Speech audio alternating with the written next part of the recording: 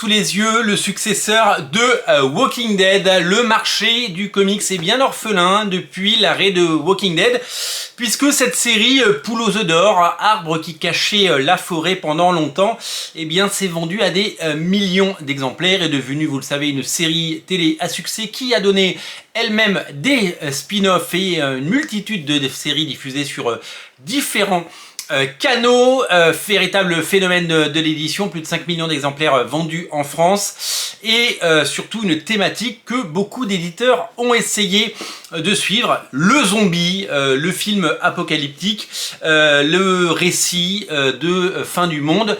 Ce sont des thématiques qui ont toujours plu, mais qui viennent et reviennent.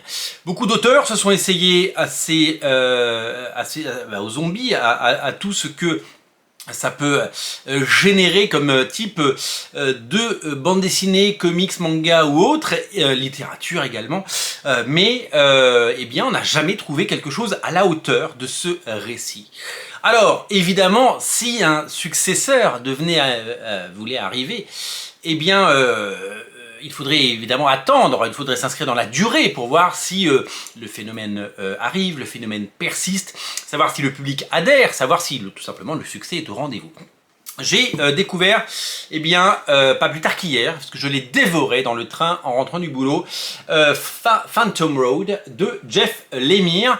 Le tome 1 est sorti chez Panini il y a quelques jours seulement, et beaucoup de personnes parlaient avec beaucoup d'attention de ce titre, et c'est vrai qu'il y avait une petite musique, il y avait un petit quelque chose qui nous disait « celui-là, il faudra pas le rater ». Le tome 2 est déjà programmé, vous le savez peut-être, chez Panini Comics également, et du coup j'ai été un petit peu intrigué d'aller vers ce bouquin, donc qui est un comics indépendant, publié par Image Comics aux États-Unis, et donc édité dans un très bel album que j'ai dans les mains, 5 numéros, le premier arc, les 5 premiers numéros de la série, et c'est tout simplement un récit qui d'abord attire par son regard, sa couverture, et qui bénéficie d'une aura, d'une sympathie et d'un petit buzz assez sympa. Donc c'est toujours risqué de se lancer à corps perdu dans une nouvelle série. Il y a des séries qui bénéficient d'un buzz très positif, mais qui, à la lecture, nous tombent des mains, il faut le dire. Panini Comics a fait énormément de tentatives du côté de la scène indépendante, avec des titres qui sont quasiment tous bradés les uns après les autres, faute de vente, faute d'attention, faute de lumière, et parce que vous le savez, la production est immense et qu'on ne peut pas tout acheter, et que quand on met 40 comics et qu'on met des centaines de BD, je parle pour tous les éditeurs, en nouveauté tous les mois, tout le monde ne gagne pas à la loterie du succès. Donc après certaines déconvenues, dira-t-on, puisque vous le savez, des titres comme Family Tree du même Jeff Lemire est aujourd'hui bradé chez Panini. Made in Korea, on en a parlé cet été également, qui ne coûte je crois que 10 €. J'ai vu qu'il y avait également le titre Mom, Mother of Madness de Emilia Clarke, de Marguerite Sauvage et Cocorico Leila Lez, qui va être également bradé dans les prochaines semaines, ce qui veut dire que le public n'a pas adhéré à ces comics et qu'ils n'ont pas été les succès escomptés. Et la nouvelle tentative pourrait être la bonne chez Panini, et on espère que d'abord vous serez très nombreux à le lire, et on espère que ce sera un succès, parce que les succès c'est cool. On espère que ce ne sera pas bradé dans un an, parce que ça n'a pas marché, et parce que, une nouvelle fois, une bande dessinée n'a pas trouvé son public. Alors, des bonnes BD qui ne trouvent pas leur public, ça arrive tout le temps. Malheureusement, le succès n'est pas gage de qualité, et la qualité n'est pas gage de succès.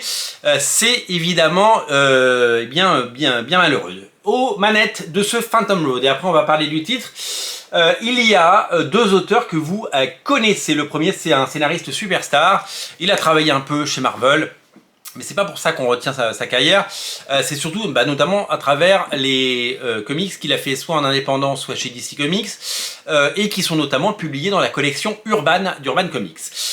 c'est Jeff Lemire. Jeff Lemire, il a fait Sweet Tooth, qui a été adapté par Netflix, vous le savez, 3 saisons. Il a fait Gideon's Fall. Il a fait une série que j'adore qui s'appelle Descender et sa suite qui s'appelle Ascender. Il a fait Essex Country, The Underwater Welder Trillium, Plutonia, Black Hammer évidemment, Royal City.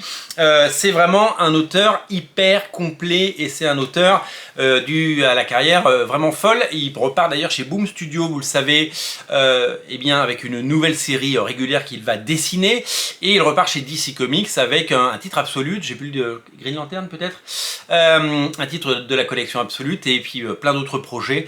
Il est boulimiste, boulimiste, c'est quand on va jouer avec les vieux là, vous savez, l'après-midi en lançant une boule en métal. Il est vraiment une bête de travail et c'est un auteur qu'on aime vraiment beaucoup. Gabriel H. Walta, eh bien c'est le dessinateur de ce récit. Il a notamment dessiné quelque chose que vous avez peut-être lu, le Vision de Tom King chez Marvel, donc Panini Comics. Il a fait du Hellboy, il a fait du Allman Wither, je ne sais pas ce que c'est.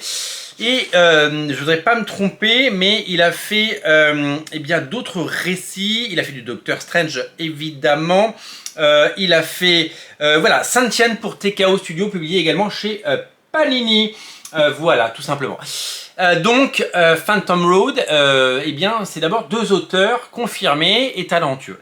Ensuite, eh bien nous partons sur un récit on suit le destin de Dom, qui est un chauffeur routier, et dont le passé est assez nébuleux et assez tragique, d'après ce qu'on comprend dans ses premiers épisodes. Il y a un accident sur la route, il est routier, il s'arrête, il porte secours à quelqu'un qui s'appelle Birdie, et en fait, ils vont faire la rencontre, si je puis dire, ou découvrir une sorte d'objet assez bizarre.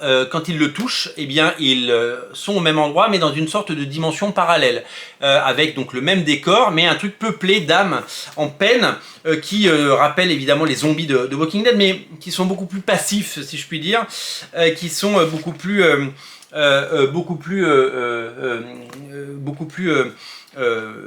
nébuleux. Voilà, vous les voyez un petit peu là sur ces images. Ce sont des ombres, ce sont des âmes en peine, ce sont des corps abîmés, et ce sont des personnages assez hallucinant. Alors graphiquement, c'est mis en scène comme un très bon film. C'est hyper visuel, c'est hyper graphique, c'est hyper bien pensé, découpé, storytellé, comme vous voulez. Évidemment, je trouve que Gabriel H. Walta a évidemment fait évoluer son style vers quelque chose qui ressemble d'ailleurs un petit peu à du David Aja, vers du David Mazzucchelli. Évidemment, il a son propre style, mais il tend vers ça, si vous voulez, vers cette pureté de traits. Nous allons découvrir évidemment eh bien, le passé des personnages, de ces 2 personnages, Dom et Birdie. D'autres personnages, comme des policiers du FBI, vont venir eh bien, rajouter cela avec encore plus de mystère, et c'est vraiment cela qu'il faut retenir. C'est le côté évidemment hyper mystérieux, hyper intriguant. On a envie de savoir ce qui va se passer. Jeff Lemire met un peu de fantastique, met un petit peu de réalisme avec des personnages bien du quotidien, des Américains normaux, des gens de la vraie vie, des gens simples, des gens normaux, un routier, des personnes qui eh bien, vont se marier, vont se fiancer, des gens qui vivent une vie toute normale, et ces gens-là vont devoir eh bien, vivre avec eh bien, un pied dans le monde réel et un pied dans ce monde un peu bizarre qu'on découvre et dont on n'a pas toutes les clés. Voilà, donc il y a un petit côté intriguant, un petit côté passionnant, il y a un petit côté on a envie de savoir la suite.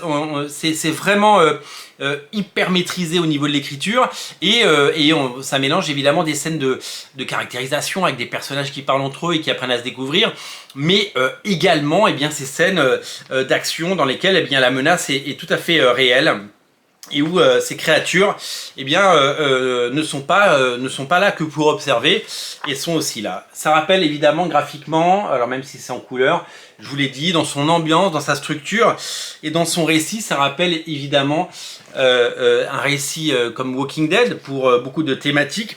Ça rappelle également des bouquins comme La Route. La Route, on en a beaucoup parlé parce que la bande dessinée de Larsenet s'est vendue à plus de 100 000 exemplaires cette année et que ça a été un véritable phénomène et que La Route, Phantom Road, est au cœur de ces thématiques et de ce récit. Donc c'est tout simplement eh bien, quelque chose qui mélange énormément de genres et qui séduit par tous ces aspects-là. Je vais vous dire une chose.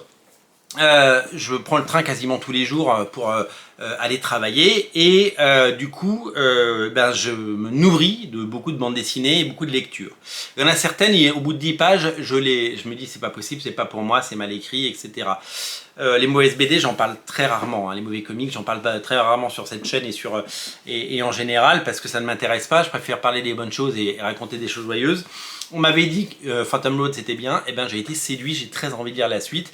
Je l'ai dévoré, c'était un page turner, je l'ai dévoré page à page. Vraiment c'est quelque chose que j'ai vraiment apprécié et je n'ai qu'une hâte, c'est découvrir le prochain tome, la suite, et bien on sera là pour en parler. Je souhaite vraiment à ce titre un succès et que vous le découvriez. J'espère que cette vidéo vous aura donné envie de le découvrir. C'est un bouquin qui est assez intéressant, hyper intéressant et vraiment qui m'a passionné. Vrai coup de cœur. Et donc je vous invite à découvrir Phantom Road de Jeff Lemire et Gabriel Walta. C'est disponible bien partout chez votre libraire. Je l'ai vu partout dans mon petit tour de l'Est de la France la semaine dernière. Je l'ai découvert, il était mis en avant un peu partout j'ai craqué et maintenant il est chez moi et j'attends la suite de pied ferme. À très bientôt pour plein d'autres bandes dessinées sur Radio Comics. Vous pouvez vous abonner, vous pouvez mettre un pouce en l'air, vous pouvez mettre un commentaire, vous pouvez partager cette vidéo ou aller sur le compte Tipeee pour mettre ce que vous voulez en fonction de vos moyens et de vos besoins. Salut.